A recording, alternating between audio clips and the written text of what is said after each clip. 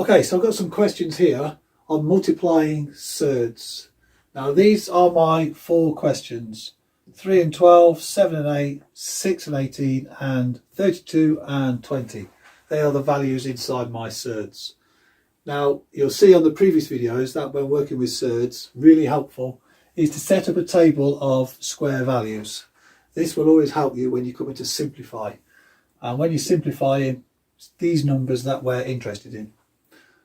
Okay, let's get straight on with multiplying these surds up.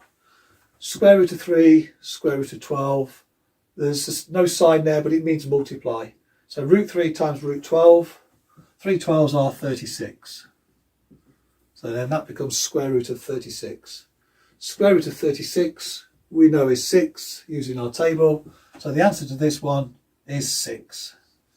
So those 2 surds simplify to an integer. What about this one? So square root of 7, square root of 8. Again, these are multiplied. Now we could write this as square root of 7 times 8 inside one surd. But it's better to do it this way, with breaking it up into 2 different surds.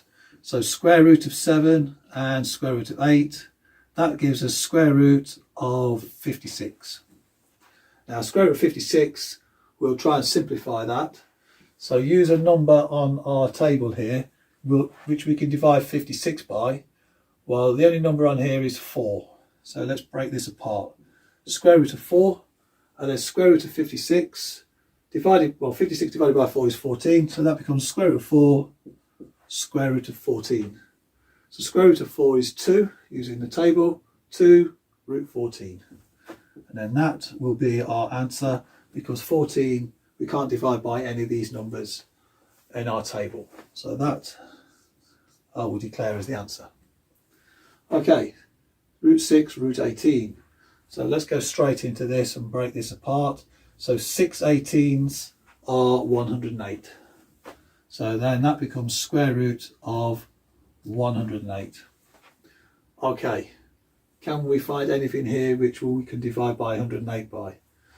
Well, straight away 36 looks good. So 36 times 3 is 108. So if I write the square number first, square root of 36, and 108 divided by 36 is 3. So write it in this manner. Square root of 3 I know I can't simplify anymore. But square root of 36, straight away we've got a 6 here. So now we've got 6 root 3. And root 3 is irrational, so that's our final answer. 6 root 3. And then what about this one? So some bigger numbers here. So square root of 32, square root of 20. Well, that becomes 32 times 20. Well, 2 32s are 64. Add another 0, 640. Well, straight away this 64 takes my eye from my square numbers. So 640 divided by 64, that will leave me with 10. So I can write this as square root of 64 and square root of 10. This I know from my table, and 10, I can't find anything here that I can divide 10 by, so then I'm left with 8 root 10. And that would take care of that as my final answer. Now there is another way we could have gone about this question. With big numbers, if you didn't want to multiply them together, you could do each one and simplify it on its own. So square root of 32, let's do it here. Square root of 32, square root of 20. Square root of 32, if we want to simplify that off, we use this 16 here. So that becomes root 16 root 2. And then 20, we can divide by 4. So then that becomes root 4 root 5. And then that is a legitimate way. We're just multiplying 4 surds together. So 16 times 2 is 32.